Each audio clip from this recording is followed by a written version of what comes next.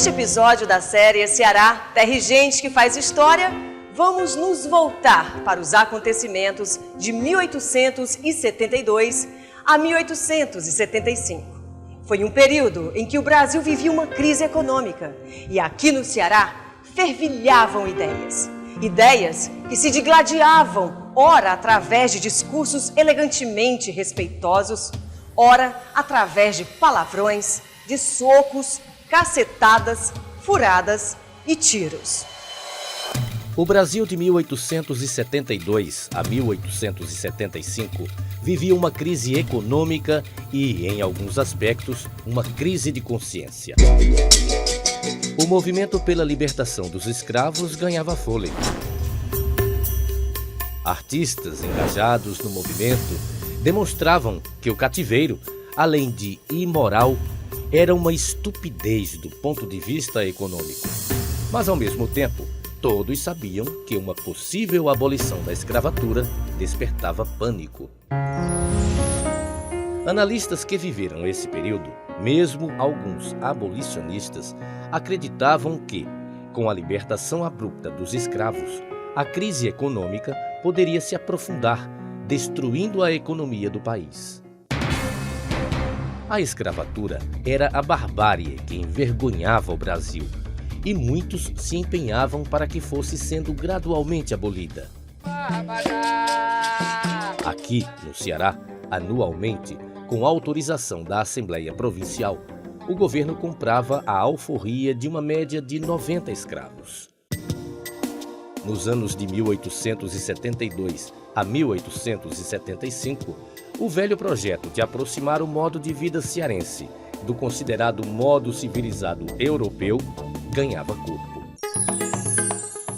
O Liceu do Ceará ia preparando os jovens para o ingresso, principalmente nos cursos jurídicos existentes em Pernambuco e São Paulo. E o Seminário da Prainha, sob a direção de clérigos franceses, ia ordenando padres e mais padres. Entre estes, padre Cícero Romão Batista, que tanto marcaria a história do Ceará em anos vindouros. Pai nosso que estás no céu. Muito embora em toda a província, até mesmo em Fortaleza, as doenças ainda fossem tratadas preferencialmente com rezas, já aparecia por aqui requintes típicos da Europa civilizada. Havia um clube elegante, o Clube Cearense, que só admitia como sócios os ricos e os estrangeiros aqui residentes.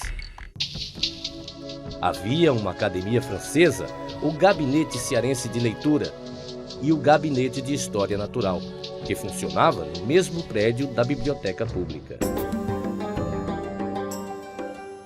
De todas essas instituições, a Academia Francesa e o Gabinete Cearense de Leitura eram de caráter filosófico, literário e cultural. Seus estatutos haviam sido aprovados pela Assembleia Provincial, tendo em vista os benefícios que propunham para a comunidade cearense. A Academia Francesa foi fundada em 1872 por intelectuais de peso: Tomás Pompeu de Souza Brasil, Rocha Lima, Capistrano de Abreu, João Lopes Filho e Childerico Farias. Os sócios da Academia Francesa tinham uma obrigação. Em todas as reuniões, cada um deles dizia um resumo das ideias do último livro que havia lido. Esse resumo era mote para uma discussão que se seguia. Assim, nossa terrinha ia tomando gosto pelas ideias que circulavam nos salões de Paris. A Academia Francesa mantinha uma escola para operários, com quem seus sócios discutiam sobre questões sociais e religiosas. Questões, em parte, inspiradas pelos grandes acontecimentos revolucionários da França de 1870, mas, principalmente, pelo positivismo de Auguste Comte, que, por essa época, começou um longo namoro com os meios intelectuais, políticos e militares do Brasil. Por volta do século XIX, os ventos da Revolução Francesa sopraram como nunca por aqui pelo Brasil. No mesmo período, a ciência positiva de Auguste Comte parece que veio para ficar. O que acreditava Auguste Comte? Conte acreditava que a ciência poderia atuar na evolução da sociedade. Na área social, tudo poderia ser quantificado, organizado, e essas ideias vão influenciar principalmente os políticos brasileiros. Aqui no Ceará, elas chegaram através da província de Recife. Muitos dos políticos locais, por volta de 1870, iam fazer faculdade de Direito no Recife e voltavam influenciados por essas ideias. De fato, essas ideias influenciaram de uma forma o pensamento brasileiro, intelectuais e políticos, que nós podemos ver no centro da bandeira brasileira as palavras ordem e progresso. Outra novidade cultural que nesse período, de 1872 a 1875, muito agitou o Ceará, foi a criação em Fortaleza do Gabinete Cearense de Leitura, que serviu de modelo para que outras cidades cearenses criassem também seus gabinetes municipais de leitura. O gabinete, como então era conhecido, era uma sociedade literária. Foi instalada pertinho do Passeio Público, na atual Rua Barão do Rio Branco, que então era chamada de Rua Formosa. Possuía um acervo de cerca de mais de 2.000 volumes, além de jornais cearenses e de outras províncias do Império. Promovia conferências sobre diversos temas, que mobilizavam uma fortaleza que pouco tinha o que fazer de noite. Além disso, sustentava uma escola noturna para estudantes pobres. Em resumo, no Ceará de 1872 a 1875, pelo menos em Fortaleza, os ares civilizados chegavam entre nós. E era possível, nos dias úteis, frequentar algumas das bibliotecas existentes ou visitar o Gabinete de História Natural, onde empalhados estavam os nossos saruês, nossas onças, mocós, tatus, pássaros e tantos outros animais de nossa fauna. Havia o que ver, o que ler e o que ouvir. Mas, em compensação, na política, as coisas não eram lá tão civilizadas assim. Nos anos de 1870, seguindo o que acontecia em outras províncias do Império, aqui no Ceará, as querelas entre conservadores e liberais se tornaram violentas. Passeatas e comícios eram Deus nos acuda de tanta violência. Os espancamentos de adversários e até mortes voltaram a ser comuns em toda parte. Os conservadores estavam no governo e dominavam a Assembleia Provincial. Os liberais, coitado, estavam na peia. Olha, mas bote peia nisso. Segundo o jornal liberal O Cearense, do dia 20 de outubro de 1872, muitas eram as perseguições e desmandos praticados pelos conservadores, que estavam por cima na política. Muitas brigas feias, com registros de mortos e feridos, aconteceram em Pacatuba, Maranguape, Viçosa, Missão Velha, Ipu e Icó. Em todas essas brigas, os quebrados, furados e baleados eram do Partido Liberal. Interessante é que, fechando a matéria denunciatória, o jornal O Cearense lembrava aos conservadores que mais cedo ou mais tarde os liberais voltariam ao poder. O jornal liberal dizia taxativamente que, quando isso acontecesse, a lei de Talião ia ser empregada. Seria olho por olho e dente por dente. Na legislatura de 1872 a 1873, a Assembleia Provincial foi presidida pelo padre Francisco Xavier Nogueira, que era vigário de Licânia, como então se chamava o município de Santana do Acaraú. Foram seus companheiros de mesa diretora os deputados Francisco Gonçalves Justa, bacharel nascido em Pacatuba, e o doutor Tristão de Alencar Araripe Júnior, neto do herói revolucionário cearense Tristão Gonçalves de Alencar. Para a legislatura de 1872 a 1873, foram reeleitos os seguintes deputados provinciais: Dr. Joaquim Pauleta Bastos de Oliveira, Dr. Laurênio de Oliveira Cabral, Coronel João Antônio Machado, Dr. Manuel Soares da Silva Bezerra, Cônego Antônio Nogueira de Braveza, Professor Celso Ferreira Lima Verde, Dr. Francisco Gonçalves da Justa, Tenente Coronel Miguel Xavier Henrique de Oliveira, Coronel José Nunes de Melo, Joaquim José Alves Linhares, Major João Severiano da Silveira, Dr. João Carlos Pereira Ibiapina, Dr. Francisco Alves Pontes, Pedro José de Castelo Branco, Antônio Carvalho de Almeida, Cirurgião Francisco José de Matos, Padre Francisco Ribeiro Bessa, Dr. João Clemente Pessoa de Melo, Padre Francisco Correia de Carvalho e Silva, Dr. João Paulo Gomes de Matos, Padre Teodulfo Franco Pinto Madeira.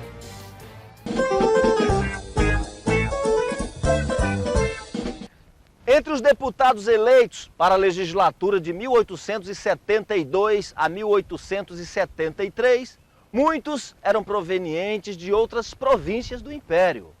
O Dr. Praxedes Teódulo da Silva é um exemplo. Nascido na Paraíba, formado na Faculdade de Direito do Recife, se transferiu para o Crato, depois para Fortaleza, depois para São Borja, no Rio Grande do Sul, depois para a Lagoa Grande, na Paraíba. Daí veio para Pacatuba, onde, à sombra da Serra da Aratanha, terminou os seus dias de bons serviços prestados ao Ceará. Outro exemplo é o deputado Manuel de Souza Garcia, um pernambucano que veio para o Ceará em 1857 e aqui se casou, produziu filhos, versos, discursos e um poema heróico celebrando a vitória do Brasil na Guerra do Paraguai. Mas a maior parte dos deputados era de cepas cearenses tradicionais, como o Dr. Tristão de Alencar Araripe Júnior, neto de Tristão Gonçalves, o herói cearense da Confederação do Equador. Araripe Júnior, como passou a ser conhecido, debutou na política com mandato de deputado provincial, que exerceu quando tinha 23 anos de idade. Depois disso, se mandou para o Rio de Janeiro, onde se tornou funcionário público de alto escalão. Lá no Rio, se dedicou à literatura, sendo um dos fundadores da Academia Brasileira de Letras. Para a legislatura de 1872 a 1873, foram eleitos para o exercício de primeiro mandato os seguintes deputados: Augusto Alexandre Castelo Branco, líder do Partido Conservador em Baturité, com base eleitoral no distrito de Pacoti. Antônio Moreira de Souza, capitão da Guarda Nacional e líder conservador em Fortaleza. Dr. Antônio Pereira da Silveira Castelo Branco, magistrado e agricultor em Baturité. Paulo Gonçalves de Souza, comerciante, agricultor e integrante da Guarda Nacional de Pereiro. Dr. Antônio Benício Saraiva Leão Castelo Branco, liderança política em Quixeramobim. Dr. Antônio Coelho Machado Fonseca, um fortalezense bacharel em Direito. Dr. José Piauilino Mendes Magalhães, um pernambucano que foi juiz municipal e chefe de polícia em Viçosa. Um dos deputados de destaque da legislatura de 1872 a 1873 foi o Dr. Samuel Felipe de Souza Uchoa, que nasceu em Frade, como era chamado o atual município de Jaguaretama. Formou-se em Direito no Recife e serviu nos municípios de Granja, Ipu, Tauá e Acaraú, aqui no Ceará, além de ser juiz por mais de 30 anos em Campo Maior, no Piauí. Depois que foi deputado provincial do Ceará, mais precisamente no ano de 1874, foi nomeado secretário de Polícia do Pará. Ali foi o deixa disso de uma tremenda confusão entre brasileiros e os inúmeros portugueses que residiam naquela província. Por ter jogado água fria em situação tão quente, recebeu uma verdadeira coleção de comendas, tanto do governo português quanto do brasileiro. Mais tarde, quando da proclamação da República, foi nomeado chefe de polícia do Ceará. Em tal condição, meteu na cadeia muito graúdo da terra sob a acusação de conspiração em favor da monarquia. Entre os homens que ele prendeu estavam Guilherme Sombra, o conselheiro Rodrigues Júnior, o doutor Torres Portugal, Francisco Leite Barbosa e o filósofo Farias Brito. Outros conseguiram escapar da prisão porque não eram bestas e trataram de se esconder, e muito bem escondidos. A legislatura de 1874 a 1875 foi presidida pelo padre Francisco Xavier Nogueira. Foram seus companheiros de mesa diretora os doutores Praxedes Teódulo da Silva e José Gomes de Sá Barreto. Para a legislatura de 1874 a 1875, foram reeleitos os seguintes deputados provinciais: Paulo Gonçalves de Souza, Coronel João Antônio Machado, Doutor Antônio Benício Saraiva Leão Castelo Branco, José Maximiano Barroso, Cônego Antônio Nogueira de Braveza, Doutor José Piauilino Mendes Magalhães, Padre Francisco Xavier Nogueira, Joaquim José Alves Linhares, João Felipe da Cunha Bandeira de Melo, Doutor Francisco Alves Pontes, Doutor Herculano de Araújo Sales, Pedro José de Castelo Branco, Padre Francisco Coriolano de Carvalho, Antônio Carvalho de Almeida, Antônio Moreira de Souza, Doutor Antônio Pereira da Silveira Castelo Branco, Professor Celso Ferreira Lima Verde, Doutor Tristão de Alencar Araripe Júnior, Major João Severiano da Silveira, Doutor Francisco Gonçalves da Justa, Doutor Praxedes Teódulo da Silva, Doutor Antônio Coelho Machado da Fonseca, Doutor Manuel de Souza Garcia, Coronel José Nunes de Melo. Para a legislatura de 1874 a 1875, foram eleitos para primeiro mandato os seguintes deputados: Coronel Antônio Luiz Alves Pequeno, comandante da Guarda Nacional no Crato e poderoso chefe liberal em toda a região do Cariri; Raimundo Antônio de Freitas, major da Guarda Nacional em Aquirás e funcionário público da Fazenda Provincial; Dr. José Gomes de Sá Barreto, um barbalhense que foi juiz de direito em Aracati; Manuel Ferreira dos Santos Caminha, comerciante em Aracati; Tenente Coronel Salustiano Moreira da Costa Marinho, comandante da Guarda Nacional em Granja; José Feijó de Melo, comerciante em Fortaleza; Dr. Manuel Rodrigues Nogueira Pinheiro, que foi juiz municipal de Jaguaribe; Luiz Joaquim de Oliveira, funcionário público. Na legislatura de 1874 a 1875, estreou como deputado provincial o Coronel Joaquim José de Souza Sombra, que marcou a política cearense em grande parte do século XIX até o início do século XX. Nasceu em Russas em 1819 e, na sua juventude, foi a um só tempo repressor e rebelde. Repressor quando integrou a tropa que desceu o sarrafo em sobralenses que conspiravam contra o governo do padre José Martiniano de Alencar. Rebelde quando, no Rio de Janeiro, integrou a Sociedade dos Invisíveis e tentou sublevar o Nordeste contra o governo. Depois de todos esses percalços, foi para Maranguape, no ano de 1845, onde residiu até seu falecimento em 1911. Os cearenses devem ao Coronel Sombra Maranguape a coordenação dos esforços para erradicar a febre amarela, a varíola e o cólera no município, devendo também as obras de construção da Igreja Matriz, de construção de um ramal da Estrada de Ferro e de 2 praças que hoje integram o traçado urbano daquela cidade. E viva o Coronel! Entre 1872 e 1875, embora com o constante estado de guerra entre conservadores e liberais, a Assembleia Provincial decretou e aprovou leis e medidas em prol do desenvolvimento do Ceará.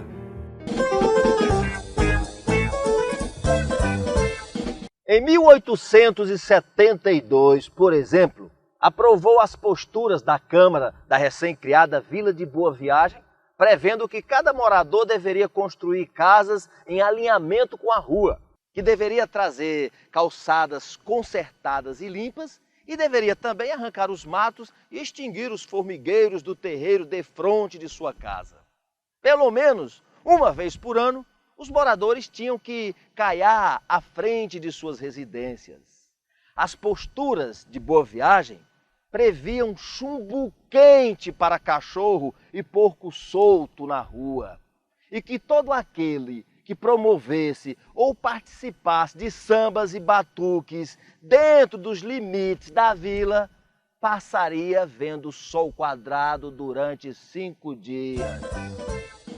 Em 1873, a Assembleia Provincial aprova uma postura da Câmara Municipal de Fortaleza referente ao tributo sobre a venda de peixes, carnes e outros gêneros alimentícios no mercado público da cidade.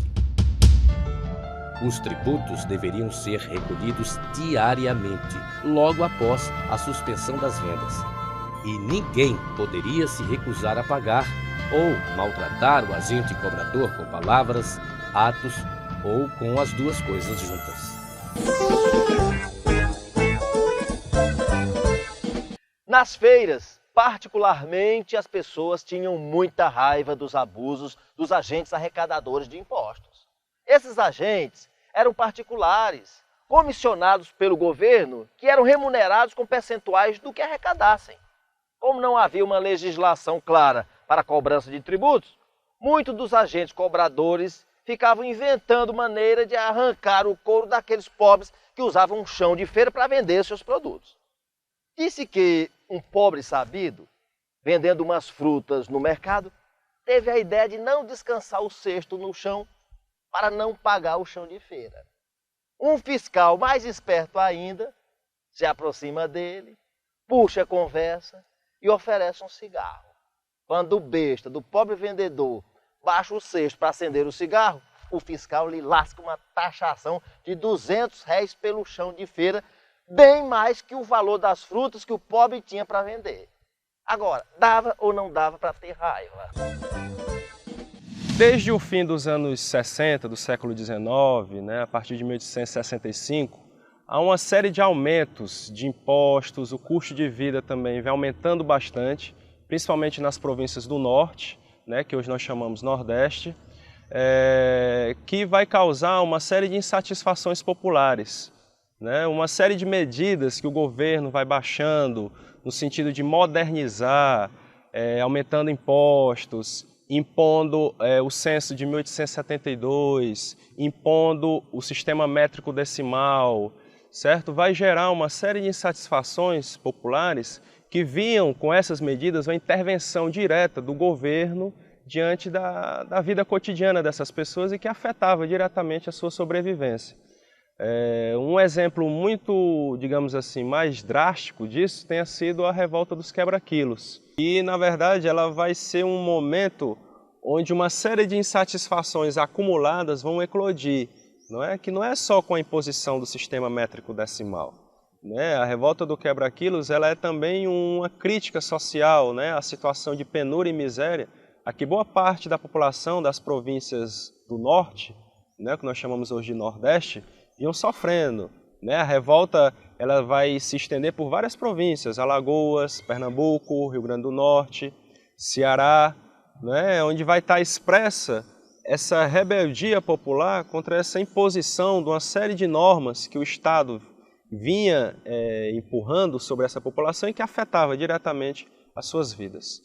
E vai ser duramente reprimida, violentamente mesmo, reprimida essas manifestações, essa revolta popular.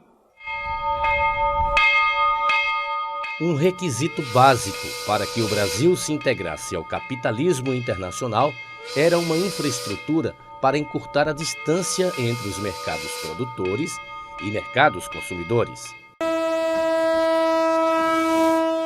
As estradas de ferro, mesmo com a crise econômica, estavam na ordem do dia em todo o Brasil.